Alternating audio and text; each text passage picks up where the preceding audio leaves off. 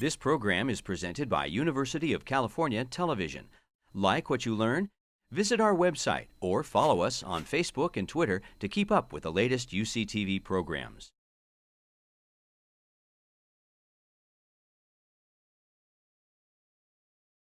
I would never tarnish my reputation. One of the company that I worked for, the video conferencing, unfortunately went bankruptcy. And I was the CFO, and I was the person in charge. And when you hear the term that someone, closed the door and hang the key to the landlord, yeah. I was the last person who left the premises. But I still felt it was the lowest point of my career. I left with high integrity. The center is the customer. They're the ones who are paying for everything. I just saw this as, oh my God, this is like my chance. $250,000, it was almost surreal. You can't just cut out one person in the supply chain in order to solve the problem. Those are the kind of people you want. You respect them, their integrity, their intelligence, their ability, their can-do attitude, hard work.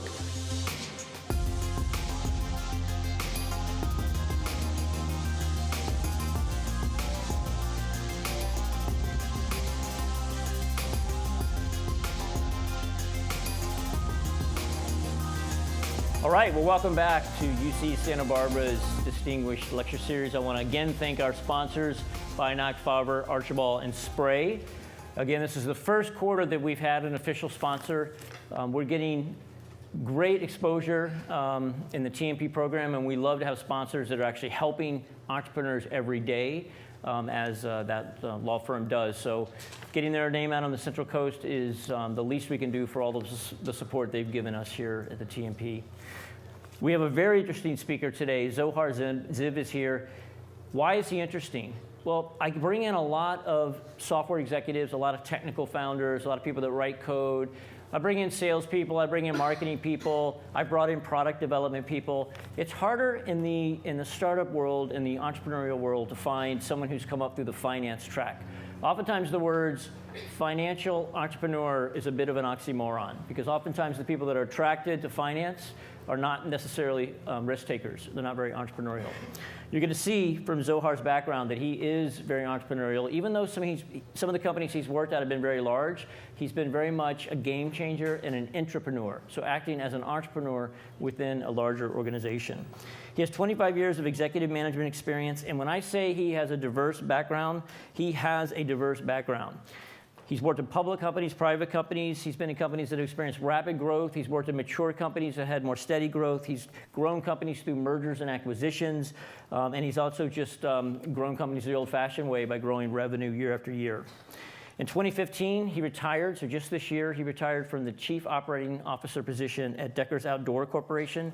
You probably know some of their footwear fashion brands, such as UGG, Teva, amongst many others. He joined Deckers in 2006 as the CFO, as the Chief Financial Officer, and 1 year later, he was promoted to the COO job, which is really the next step up. You often have purview over all of the operational aspects of a company, not just the financial operations. At Deckers, he helped grow that company from $250 million, substantial, right? $250 million in 2007. He grew that all the way up to $1.8 billion when he left 9 years later. And he was part of transforming that company. There's a lot of change that happens between $250 million and almost $2 billion, believe me, and it doesn't come easily. It doesn't come without some pain. Prior to Deckers, Zohar was a CFO for 8 years at various diversified companies. Again, various. What do I mean by that? Marketing services, a company that sold personalized souvenirs, a company that did hair care products, a company that was involved in multimedia systems, and another one that did medical supplies. Those are all different customer bases, different market segments, different go-to-market strategies, different value props. It's not easy to go from companies that are that drastically different if you're not entrepreneurial, if you're not willing to be flexible and understand the core similarities that every business has.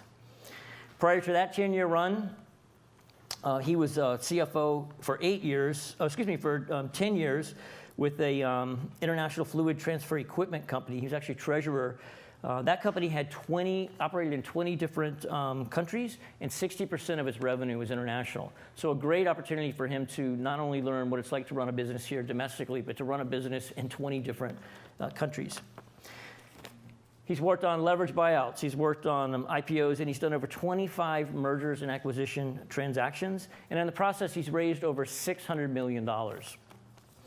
It's not all hard work. It's not all financial work for Zohar. He's also given back to the community. In 2014, he was on the board, from 2008 to 2014, he was on the board of the Outdoor Industry Association, where he also served as the vice chairperson of that organization.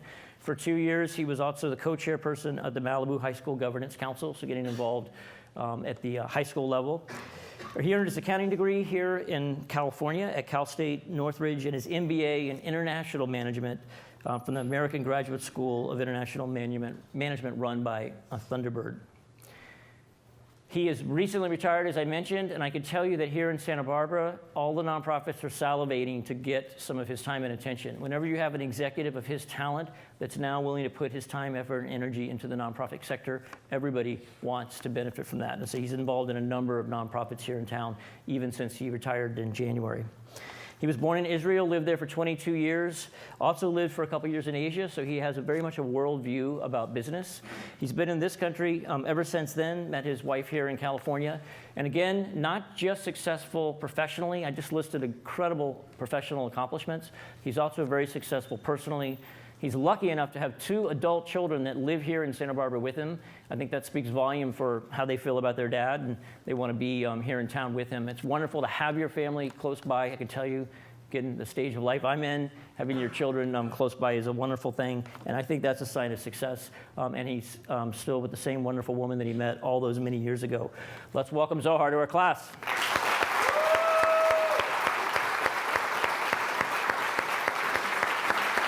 Good to see you. Thank you, John. Good to see you. Thank you, guys. I don't know about you guys, I'm kind of exhausted, so I think I'm going to go to a student question. No, I'm kidding. I'm exhausted just listening. I know. Golly, and I edited out stuff. I mean, come on. You've done too much. You need to stop. That's why I retired. Exactly. Well, you're probably busier now than you were when you were, quote, working. I wanted to start really talking about your past, and so growing up in Israel. And a lot of children of immigrants, and this is one reason why we're blessed in this country, a lot of children of immigrants and immigrants themselves come here and they're entrepreneurs. They start companies, they start businesses. So I'm curious to hear, how did your experiences in Israel growing up there impact your desire to be so entrepreneurial here and to be so flexible and jumping around into so many different opportunities?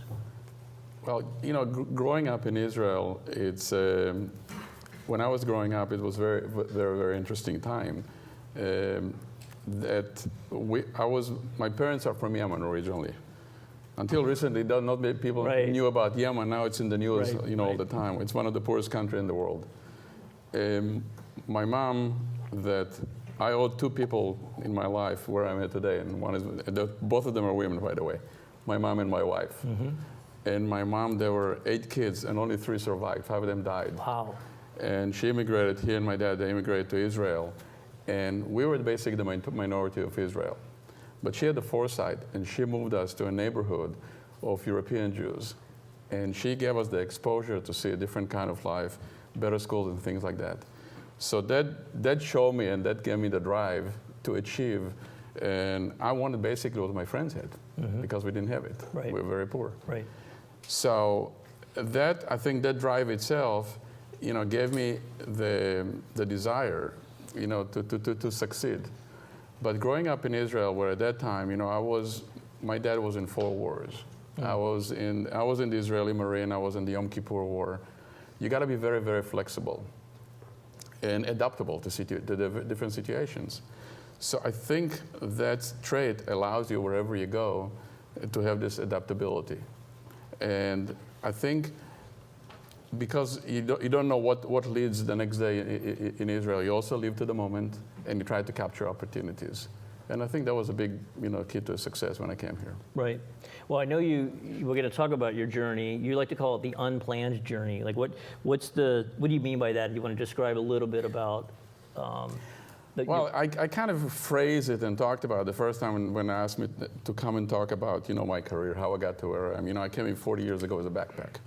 And I started thinking about it, and I'm, by training, as you mentioned, I'm a financial person, I'm in charge of operations. You got to plan, you got to be organized, and I'm very, very structured and very planned. My kids call me, a computer with a personality.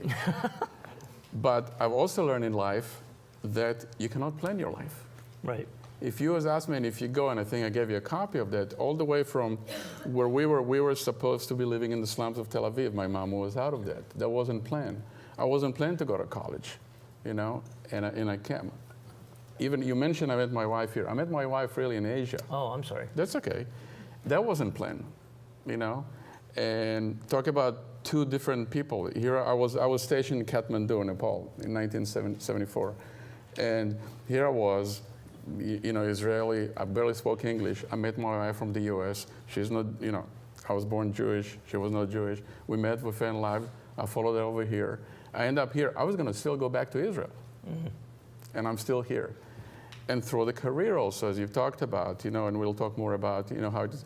Every time I planned, okay, I'm going to be here for X amount of years, I'm going to be at that position, right. Things change all the time. Right. So that's why I call it the unplanned journey. Well, I always tell students, be careful when you say, I'm going to move to the Bay Area for 2 years. Maybe, but I found it's seldom 2 years. It's always a bit longer. It's hard to plan that kind of It's precision. longer, it's shorter. It could be shorter, right. So it you could never not work out and you could be back. You never know. Well, you mentioned Nepal. You chose Nepal at an interesting point in your life. Of all the countries in the world, why did you choose Nepal? Well, I guess maybe I always have kind of the adventure streak. So as I said, I was in the Yom Kippur War. That was in 1973. And when we were done with the war, I wanted to see the world. And because by then all my friends, were going to college and stuff like that, I said, I want to take some time off. So I applied for the Foreign Service. And I was the head of security. So we were a training course of about 10 people. They asked everybody, where do you want to go? And everybody, of course, saying, New York, #1, Los Angeles, Paris, all the best places, And I said, send me to a place I'll never go on my own. Because I knew I'll come to the U.S. one time. Right. One day. So I said, we have an opening in Kathmandu. I said, done. I didn't even know where Kathmandu was. I had to go home to look at the map, really. 1974, to give you a sense, there were 12 million people. There were only 3,000 cars. There was one traffic light in the whole country. It was so undeveloped, but it was an amazing time. Right. And luckily I met my wife there, but we went to Everest, we went to base camp. I mean, incredible adventure. Well, that's a great message to young people watching this on their computers or sitting here. It's be a yes. Like, take that chance when you're young. I'm not going to go to Kathmandu, and if I do, I'm not going to go the way you did and live there for a long time. Right? I'll go as a tourist. I only get that certain slice of it. So do it when you're young. Be adventuresome. Right? No, you don't typically get more adventuresome as you get older. I would encourage everybody, and I've done it with our kids as well. Take advantage of your time right now. Yep. I was speaking to another class here a couple of weeks ago, and someone came to me and said, I'm graduating, I want to take a year off, my parents really don't want me to do it, what do you think? I said, do it. This is the time that you have it. Yeah. And when people tell you, it will hold you back, on the contrary, that experiences you'll never had in your life, and being exposed to different cultures. Right. And that's what I did, because I met my wife, she went back to the US, and I want to join her, and they said, okay, you have to wait for a year until there is a position open in Los Angeles. And I said, perfect, I'll see you in a year. And I bought a backpack, and I backpacked all over Asia on $3 a day. And that was an incredible learning experience. I'm just thinking $3 a day. Wow. Now that's 1975, so okay, so it's $7.50 now. I don't know. Exactly. Yeah. $22.50. No, that's pretty remarkable. Well, that shows how your life can change overnight. You go to a place you never heard of, you meet someone, you fall in love. And another speaker some time ago went to Spain on a very similar kind of whim. Didn't speak Spanish. Met a woman. She didn't speak English. He learned Spanish pretty quickly. Right? He was motivated. These are the best marriages. My wife and I still cannot communicate. It's perfect. 40 years later. That's the key to those marriages. I'm going to tell him that. I think he'll probably concur with that.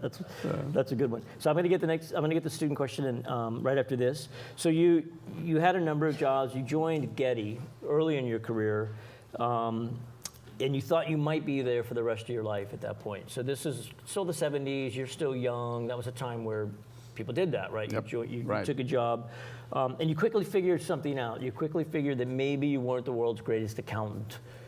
What did you do about that? And this is great for students because oftentimes that first job isn't a great fit, but you got to do something about that.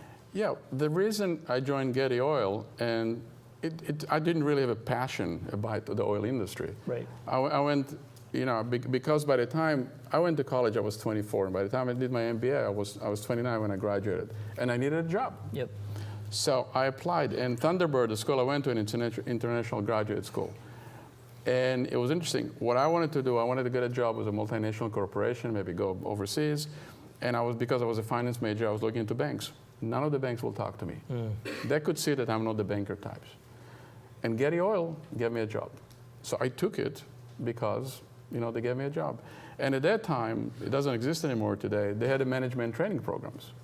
So in the management training programs, they put you for a year, if you're a financial major, in accounting, to do it for a year. And after that, you can move to the various departments within the organization. And very quickly, I realized it's a good training. It's good to know. But I'm not the accountant type. I'll never forget it. I came home to my wife.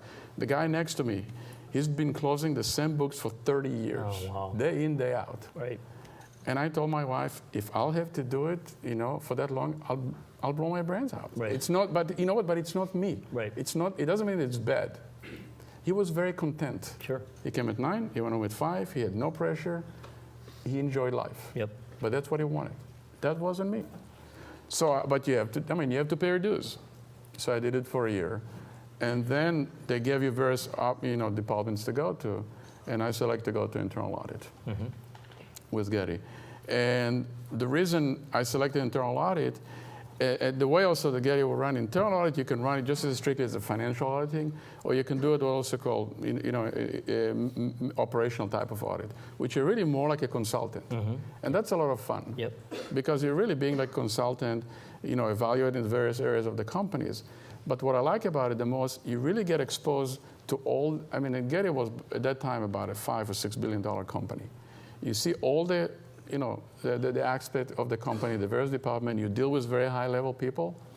And number one, you're exposing yourself to a lot of areas within the company. You also learn the areas that you don't want to be at. Right.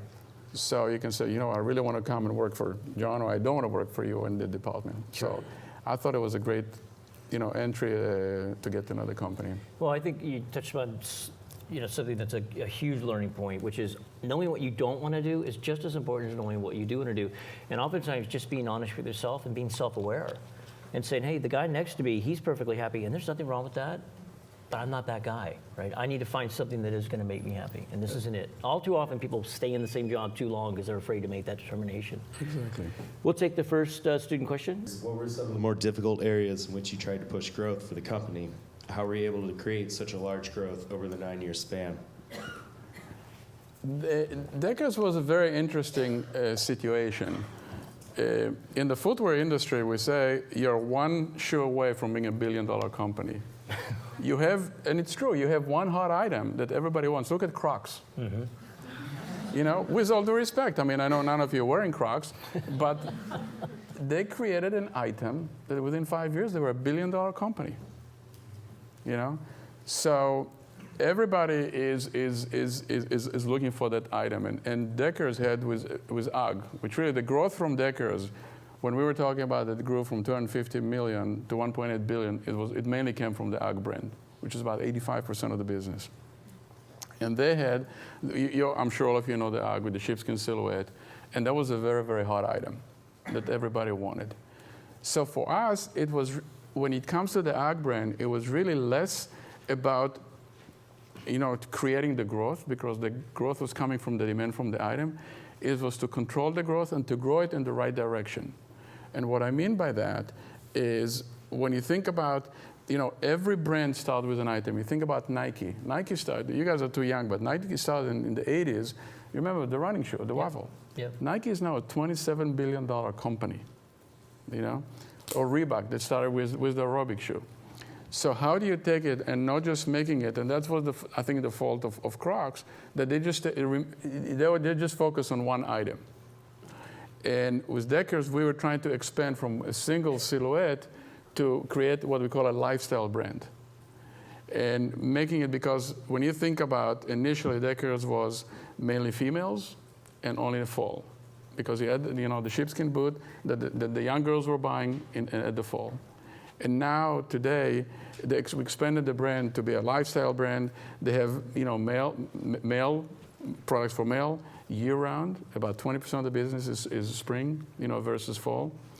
But also what we're trying to do, we were controlling the growth of the company by controlling the distribution. If we wanted to grow the company, we could have grown it faster. For example, Deckers does not sell at Macy's. And Macy's has over 800 stores. Yep. So if they just wanted to grow the company without caring about the brand, where it will end, we would have sold to Macy's. But I bet you 2-3 years after we've done it, we would have been impacting the brand. But the strategy that we were looking also the other brand, like Teva, for example, and the other brand is really to take a brand. Teva started with the universal strap, sandal, to make it also to a lifestyle, a year-round brand. For example, the shoes I'm wearing, these are Teva shoes. You wouldn't think about it as Teva. So these are a strategy that we've done to grow the company. And just really great entrepreneurial story behind Deckers from the very beginning. Actually, we started here in Santa Barbara, if you guys know, from a UC Santa Barbara graduate to surfer, so all those shoes initially came out of his own experience. He started out with a flip-flop, and he started with Doug just wanted to surf. Yeah. And he was selling flip-flops for the surfers, and it became very popular. And then the creator of the Teva brand came to him and asked him to make it for them as a licensee. And that's how it started. Yep. And then they bought the license, and to counterbalance, because the Teva brand was mainly spring and summer, and when they went public, and to counterbalance the demand for Wall Street, they bought the UGG brand, because UGG brand was fall. When they bought the UGG brand in 1995, UGG did about $10 million. And now it's over $1.5 billion. Wow.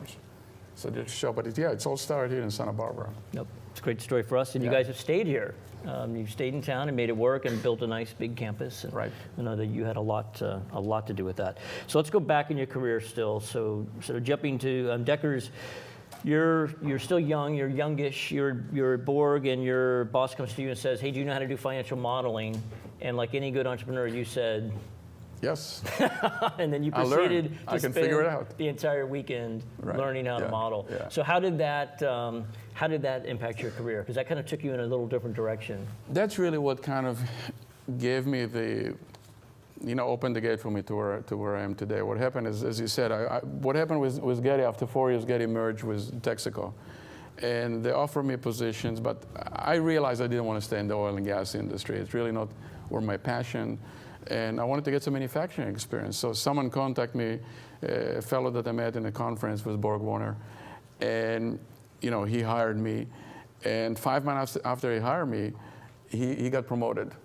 So the CFO of that company at that time was trying to recruit someone else to take that position. I just kept on, I was 5 months on the job. I didn't feel that I'm entitled for the position. Right. 5 months later, the boss came to me and said, "You're doing a good job. You're the manager." So it was nice that he recognized, what I was doing. But then he came to me and said, "You know what? We were at that time a subsidiary of Borg Warren Corporation." He said, "We want to take the company private, but we need to build the financial modeling. How are we going to put the deal together? Right. You have an MBA. Do you know how to do it?" I said, "I can figure it out." Now, that was in 1986. That was just when LBOs were starting. There were no classes. There were no books about it. Yep. I went to USC Library. I remember I was putting quarters in the copy machine, making copies of articles in newspapers about deals that are being made and how they're being done. Yep. And I was calling people, and I built the model, and I just saw, as a matter of fact, 2 days ago, my ex-CFO, we built the model on Lotus 123. You guys don't even know what Lotus 123 is. You remember that? I said we do. Before Excel. It took 5 minutes for the computer to download the model every time. Yeah. So, and we built more than 100 variations of that model. And based on that, we bought the company. And my boss came to me and he said, "Okay, good news and bad news. We were successful, we bought the company, but you work yourself out of a job because an LBO, we're not going to have your position. But, we need a treasurer. Do you want to be a treasurer?" And I said, "I don't know anything about banking, but I can learn." And I took the position. So 2 takeaways from that. Number one, to your point, when you see opportunities, be honest about what you know, what you don't know, but take advantage of those opportunities and said, "I'll try it. And if I fail, I'll fail, but try it, and don't say, 'I can't do it, I'm afraid to do it.'" Right. But also, the person really I owe my career was that CFO who gave me the chance. Because I'll be honest with you, with what I know today, I don't know if I would have hired myself. Because he took a big gamble. Right. On me. I mean, we borrowed 90% of the deal. We borrowed $240 million. We had subsidiaries in 24 countries, dealing with foreign currencies. You know, they were not the euros. Every country had different currencies. Yep. All the tax regulation, bank deals, and so forth. And you give it to someone who has no experience at it at all. That was quite a big gamble. Well, you obviously saw something in you and knew you could do it. I appreciate that, but still, it was a big risk. Yep. I could have screwed up. So, but that's what really put me in the executive. Or you could have said no. And you know, young people have to remember, everybody who's ever done anything has had to have done it the first time once, right? Yep. So there's always the first time. That's what I tell people, exactly. You can't wait until you're an expert to really try something. Well, some people are trying to say, you know what, okay, I'm going to go and work under someone for 2-3 years to learn how they're doing it. I didn't have that luxury. Right. But, you know, it's like you sink or swim. And I've learned you go, and I've learned in my career, be honest, and also ask people. And by the way, people love to talk about what they're doing. So the bankers were all calling me. I said, I want to meet you and stuff. And I said, sure, let's go to lunch. And I'll tell them, I don't know anything. Teach me. Right. And they were, you'll be surprised how willing they were and helpful they were. Yeah, that honesty and that, you know, just that asking people for help. Most people are going to raise to the occasion and actually give you that help. Exactly. So I think I like that you certainly didn't shy away from that. You didn't shy. I think that entrepreneurs and successful people in general are curious. We want to learn more. We're not satisfied. Well, like the guy you mentioned early in your career, he was satisfied. Like, oh, hey, I'm there. I'm good.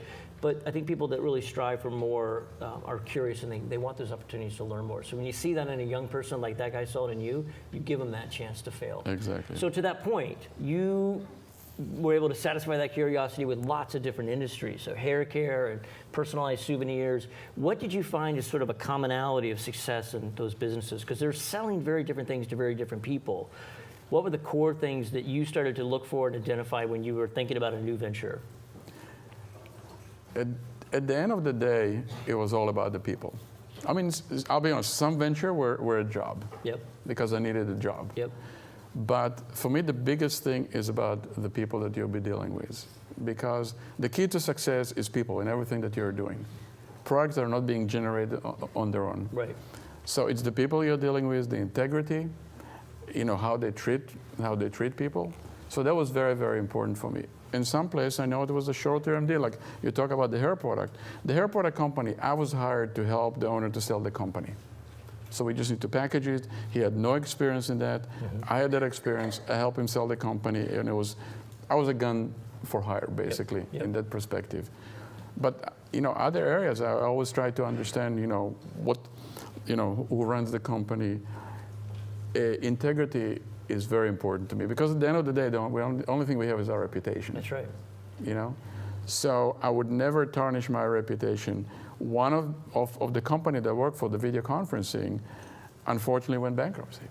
And I was the CFO, and I was the person in charge. And when you hear the term that someone, you know, closed the door and hang the key to the landlord, I was the last person who left the premises.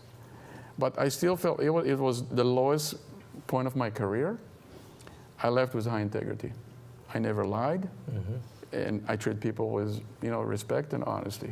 And for me, that's key. Yeah, absolutely. And it's tough. It's easy to have those platitudes on a plaque or something, but when a company's gone bankrupt, when there's limited money and lots of people that need a piece of it, it's tough to maintain that charity. Absolutely. Exactly. So good for you. We'll take the next student question. So there's a lot of information about your latest C-level positions in multiple companies. Was Getty all your first job, or was your first job like? As I mentioned, being in the accounting group, that was my first, you know, my first position, and I was there for a year, basically in charge of books of 7 subsidiaries, you know, around the world. And as I said, I realized I need to do it to learn, and really to pay my dues for a year. So I was there for a year, and again, it's nothing bad. It's just not me, you know. So. We'll take the next student question. Okay, so how was your transition from your service as a soldier in the Israeli Defense Forces to becoming a student at CSU Northridge? Were there any particular aspects of your service that contributed to your drive and success as an entrepreneur? Yeah. I think I told you a little bit, after the war, so I had the 2-year gap between the service and when I joined the university, when I came to the U.S. What I've learned about one thing from the military, and not that I'm a big proponent of military, as a matter of fact, I'm a pacifist, even though being in a war, is number one, we used to say in the Army, every plan is subject to change. Because if your plan is, for example, we're going to attack this hill and we're going to run straight, if they're shooting at you, you're not going to keep on running straight. You'll dive to the side, you move. So I think that was, that was an interesting lesson, and you got to be very flexible and adaptable to the situation around you. Another thing I think that the Army and growing up in Israel, and especially being in the war, gave me, I'm pretty calm. And people always said, how you've been? Because I've been in a tough situation, business situation. You've never heard me raise my voice. I've never screaming at people. And people said, how are you so calm? I said, you guys, I was in a war. As long as you're not shooting at me, it's only business. It's not personal. So when you put that in perspective, what's really important in life, or like you talk about, for me, the most important thing in my life is my family. It's not my job. It's not my work. I told it to my boss the day he hired me and so forth. And you know what? Anyone who would tell me different, I don't know if I want to work for or I will hire. Right. So those are my priorities. And I think it put me that perspective that I've been following since then. So I want to talk a little bit more about some of the value that financial person can add to an organization. So there's some financial people that are really good at looking in the rearview mirror. Like they'll be able to tell you what happened. They're very precise. They can count the beans. It's the rarer financial person that can look through the windshield and tell you where you're going, based on the history. And that's obviously something you did quite well. Maybe share some of the areas maybe we have someone in the audience or somebody watching who wants to go through the financial route. What are ways they can add value beyond, the numbers have to be right. Right. What are ways they can add value beyond that? Well, I think in my mind, and it depends, when we say finance is a big field. Yeah. We usually think about finance, there is accounting, there is tax, there's internal audit, there's control, and there is treasury, there's financial analysis. There are a lot of areas, so it depends what you want. And in each one of them, you can add different value. So if you think about accounting is more looking at the rear mirror. Mm-hmm. You got to close the books, you make sure they're accurate and so forth. You can still, even though you're accountant, you can identify, areas for improvements. I mean, you see that a widget, someone has been paying 15 cents and you can make it for 10 cents. This is someone else. You can still bring value. I think, again, that's not me. I think what I like, I'm not a artistic creative person, but I think I'm very creative when it comes to business situation. Mm-hmm. And that's where the financial modeling, the financial analysis, I think you can bring a lot of value because you can look at it, you can look at the various models and say, you know what, you guys, if we go and invest here, look how much we'll generate. Or right now we're investing over here and really we're not getting a big return. Mm-hmm. So it's really taking the financial knowledge and information that I have and to show it to the other executive and help them, open their eyes. I don't think that a good CFO that can be a good CFO and just looking at the numbers. Right. You got to understand the business. You got to understand the strategy. You got to be flexible. Yes, there are controls. You got to make sure that the books are accurate and the company has the financial means that they need to run. But also, you'll be willing to say, you know what? In order to grow, we need to invest at times. Mm-hmm. The question is where's the place to invest? Right. But you cannot just come. Some CFO can just say no spend. That's it. Yeah. And as I said, every plan is subject to changes. I mean, you have a budget. Most corporate America, you have an annual budget. You hear more and more in corporate finance today. There's really not. You move away the annual budget. It's almost more just of a rolling budget. Exactly. Yeah. More of a rolling budget because things are changing. You decide to do something and oil prices drop 50%. Mm-hmm. Are you still going to stick to the same, plan that you have a year ago? Right. No. Yeah, and most of the startups I've been involved with, and I did have the title. I was never a very good CFO. I was always a salesperson, but I had the title. And so what I didn't like about that role was you were Dr. No. Like you really were just basically people come and ask for stuff and you would say no. So what I tried to do in my career, and I was not a very good CFO, but I would try to say, no, but here's how we can turn that into a yes. In other words, here's what we'd have to do differently. If we as an organization think that's the right thing, here's what it would mean. Sort of. I have exactly the same philosophy, and I always told my team and so forth, it's very easy to say yes or no. So someone come and ask you, can I do X? Yep. It's either say yes or no, and many people will say no just because I don't want to do the work. It's even easier. It's even easier. I always said, what are you trying to achieve? And let's figure out a way together to achieve that within the restriction, the rules, and so forth. Yep. And then not only that you're bringing value, people will seek your input. Yep. Because then you're really an advisor. Then you're really helping. You're part of the team, and you're not just a police person on the side, catching them, on the right. spitting. When they break the rules. Yeah, exactly. Well, that's insightful for, I think, folks at the beginning of their career, too. When you go in and ask for something, be sure you're making it clear what your objective is. Not just, can I do this? It's like, here's why I'm exploring this idea. And use this, more senior person as an advisor. Use them as a consultant. How can we make this happen? Or do you even think it's a good idea? Exactly. I always tell people, let's see, what are you trying to achieve, and work backward. Even today with entrepreneur and start, and said, people are saying, I want to do this, I want to. What's your end goal? What are you trying to do? And let's work backwards, see how do we get there. Yep, resources required, time, effort, energy. We'll take the next student question. What are some of the challenges with overseeing so many diverse brands from UGG to Teva? How do you balance establishing a cohesive brand for Deckers while also making sure each line has a distinct image? Yeah. That's an interesting situation, to deal with. But one thing with Decker that we've done is every brand stood on its own. So we were not trying to create a cohesive image for all the brands, because they're very, very different. By the way, the consumer, when you think about it, consumer don't really know what Deckers is. I don't know if you know what Deckers is, but you know what UGG is. You might know what Teva, you might know Sanuk or Hoka or so forth. So the way we ran it is really we focus on the strategy of the brand and let them develop that. So the way, but we ran it we're running it in my mind, and other companies, by the way, are doing it in an efficient way. What a brand is responsible for is the strategy, the design, and the marketing. So they create the item, so they create the shoe, and they say, okay, this is who the shoe is going to be for, and here's how you're going to sell it, and here's the marketing. And then the development of the shoe, the sourcing, buying it from China or wherever we buy it from, the IT, the finance, legal, and all we call the back office, it's run on a shared platform. So all the brands are sharing the same resources, and it's a very efficient way also to run the business, because when you acquire another brand, you don't need to, if you acquire a brand, you don't have to go and hire 2 more accountants or 2 more HR people, because you already have the infrastructure in place, and you just bolt it onto that. And get the benefit of economies of scale. Exactly. It's a very scalable business because of that. Yep. So you have, as I mentioned, over 25 M&A deals under your belt. That's often the exit that a younger entrepreneur will seek. Do you have any advice on how should a younger entrepreneur start to package a company and position their company so when a bigger company comes knocking, the sales has less friction? Yeah.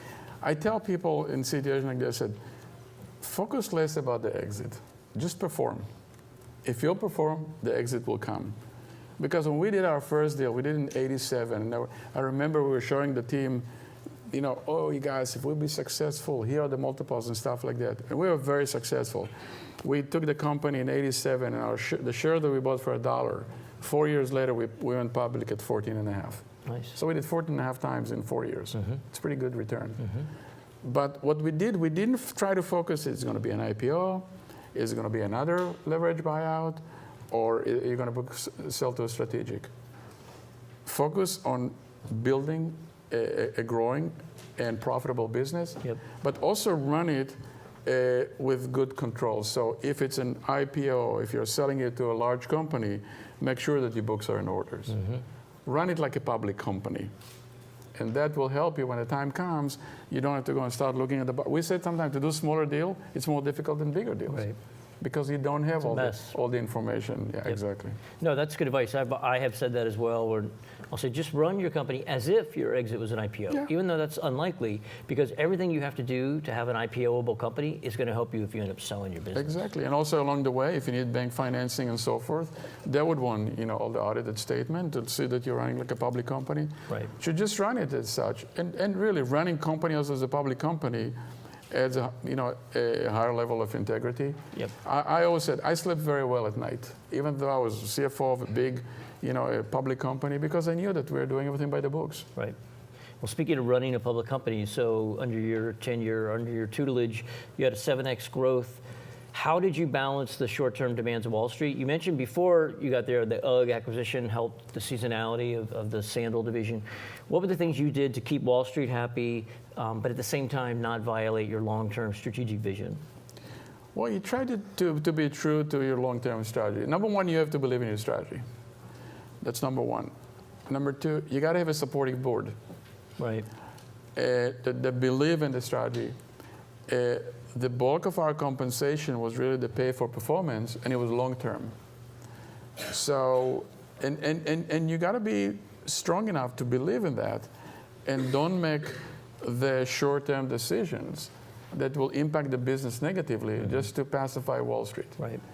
I can't say that 100% of the time we were doing it, but we're really trying, to do so. You do have some responsibility for shareholders, but if you truly believe that we're doing the right thing, and we should continue to invest, and we demonstrated it because Deckers. So when I joined Deckers, the share price was $11, and then that was, after the split, and then we went up all the way to 118. It was 2011. 2012 went to 28. So you can imagine people wrote us off, and we stuck to our long-term strategy. Yep. We kept investing, we kept growing, we figured out how to improve our cost structure, and which was mainly impacted by the raw material, and when demonstrated that our strategy really holds, and we're back last year to 99. Now they're about 75, 76, but you just have to believe in your strategy and to execute it.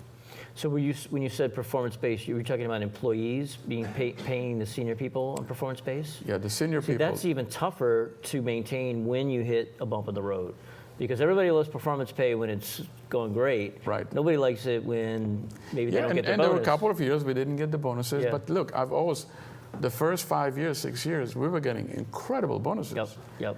And every year I told the team, you guys, you cannot count on it. Right. That's the danger, because Right. people do count on that. Yes. So you cannot count on that, because since the day that I came to the company, I said, this gray hair didn't come from nothing. I mean, we'll hit a bump along the road, trust me. Yeah. It's not are we, it's when and how we're going to steer out of that. Right. And that's the biggest challenge. Yeah, well, I should remind people every quarter that I would pay a bonus. It's called a bonus for a reason. Okay, it's not part of your base compensation. So. But when you pay it 6, 7 years in a row, big numbers, people their have lifestyles short-term. adapt. Exactly. Yeah, whether you want it to or not. Exactly. We'll take another student question. On your profile on the Outdoor Industry Association, you mentioned that one of the biggest issues the outdoor industry is facing regards getting the next generation of kids excited about the outdoors and outdoor activities in light of video games and other media that regards them passive. My question is, have you made progress towards this issue? Yeah, we've started to address that, because when I was in the outdoor industry, we were looking around the room and we were looking at who we were serving. And the outdoor industry is really white middlemen who are going hiking and fishing. And when you look at the demography today, that's not what it is. I mean, number one, there's the younger generation, there are minorities, and there are people who, for them, the outdoor might be the end of the coldest suck, skateboarding or climbing a tree. So how do you, attract those people? So in the outdoor industry, we have a foundation, and we created what they call the Outdoor Nation, and basically reaching to students like yourself on high school and colleges, and try to create outdoor clubs and awareness for the outdoor which were co-sponsored by the member of the outdoor industry, you know, giving, let's say, shoes, backpack, creating activities and things like that. Are they there yet? No. I mean, there's a lot of, and that's going to be going, you know, for a long time. The whole industry is being in the midst of a change. And one thing which I'm pleased that we've done, at least we're recognizing it and trying to address that. So I'm curious, you had 9 years now to look back, and you didn't have footwear experience, you didn't have a lot of fashion experience. I'm sure you came in with preconceptions. Now that you can look back, what do you kind of laugh and say, wow, I did not expect that, that surprised me? Like, what about that Deckers experience just you wouldn't have called it? When I joined Deckers, I had 4 pair of shoes. Two of them were flip-flops. Now I got 80 pair of shoes in my closet, and I gave most of them away. So the thing that surprised me the most was the growth. Yeah. Because both when our CEO who hired me a year after I came, I'll give you an example. Our goals were within 5 years to be $500 million and 10 years to be $1 billion. Wow.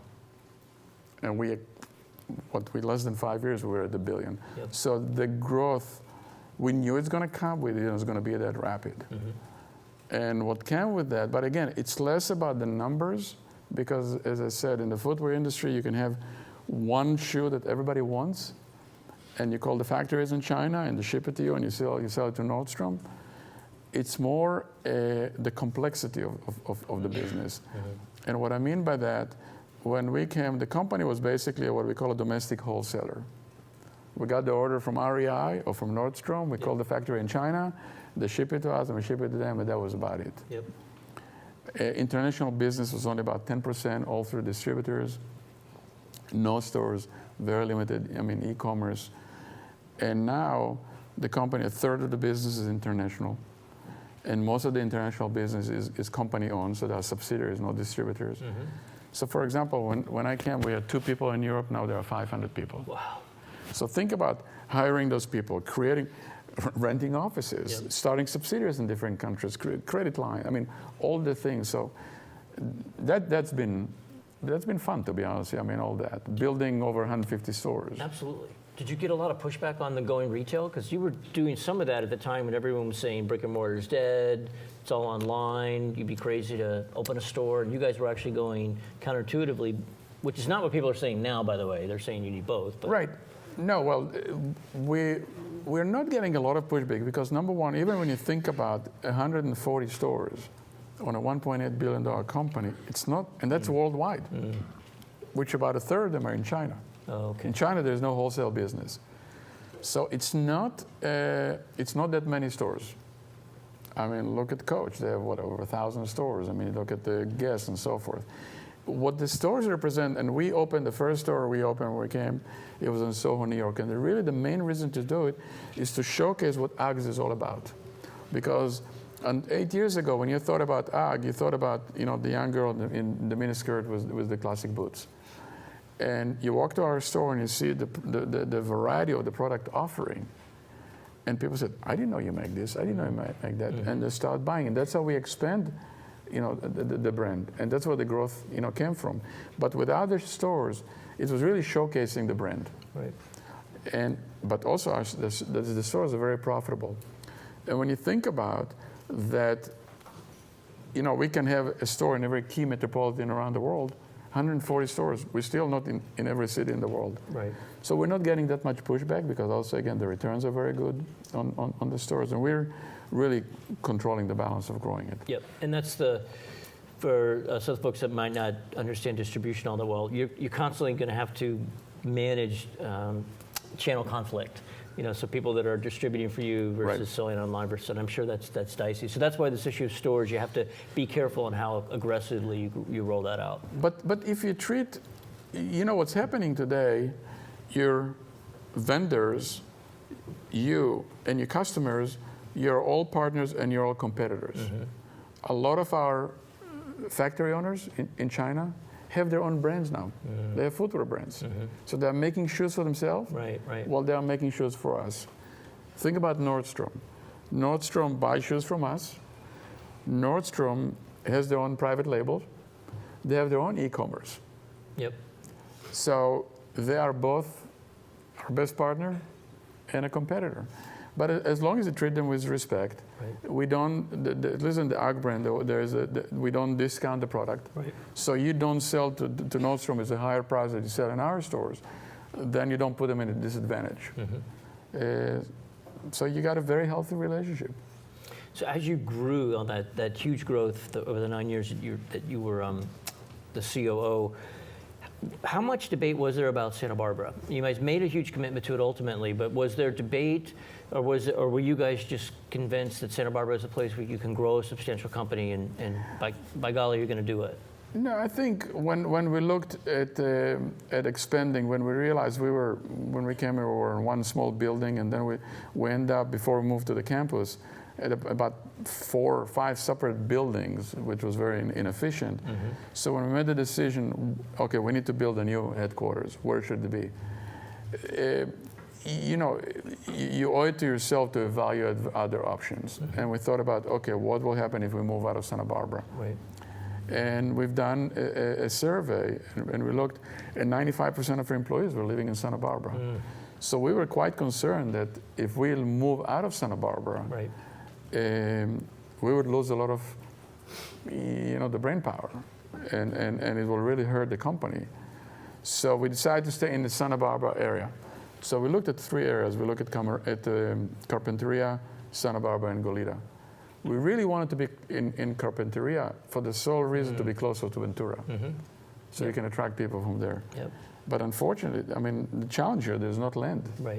And we didn't have the time to find the land and to get the permits, because that would take 3 years.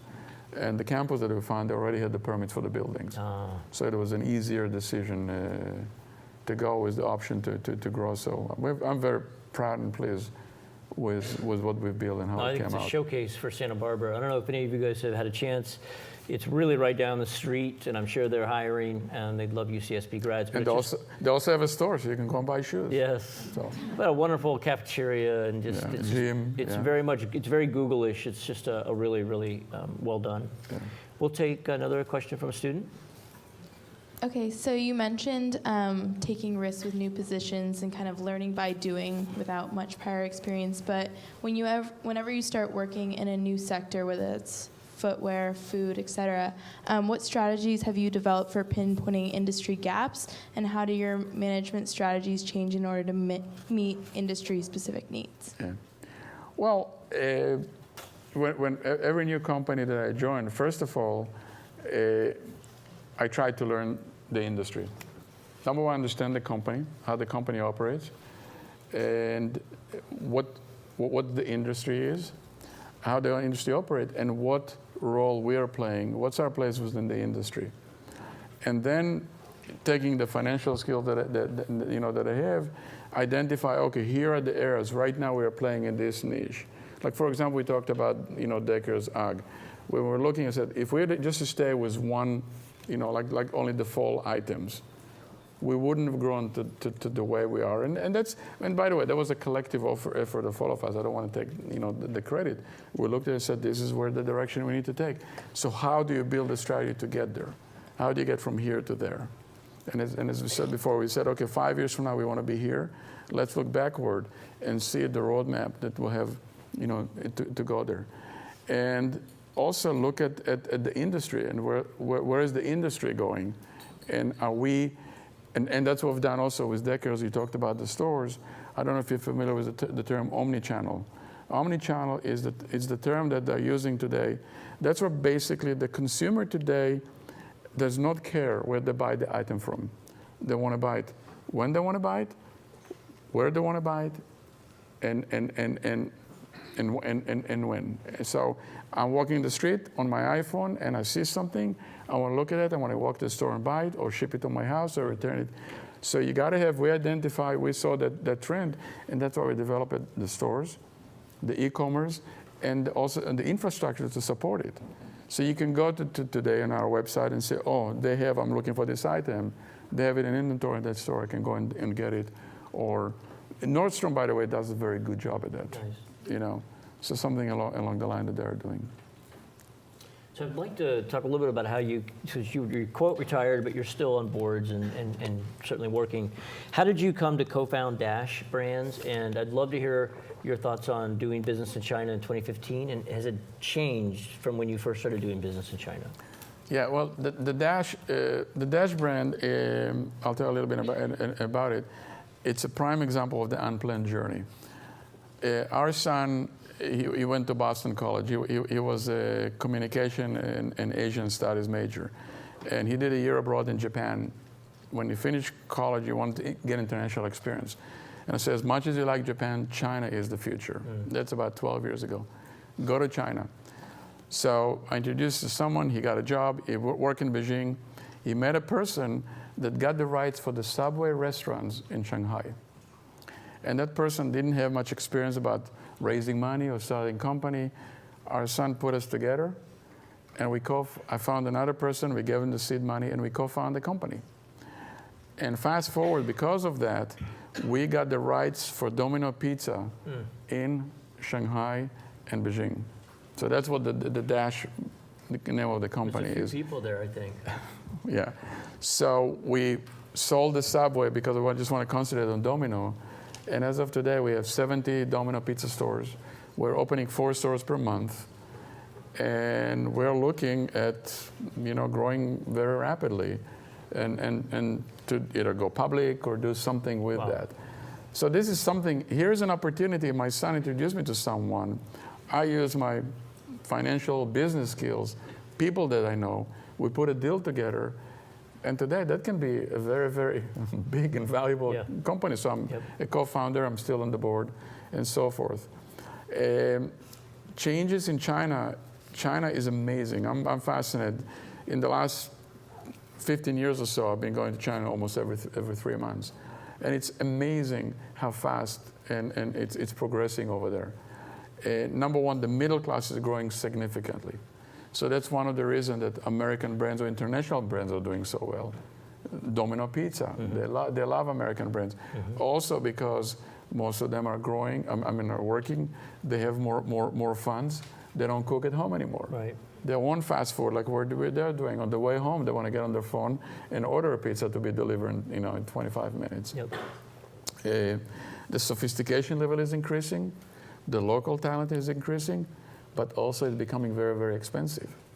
So while before in the past, you'll hire someone, you pay them relatively small salaries, especially in the executive or the managerial levels, very difficult to find because there's not a big depth, there's not enough experience. You only have about 20 years of experience.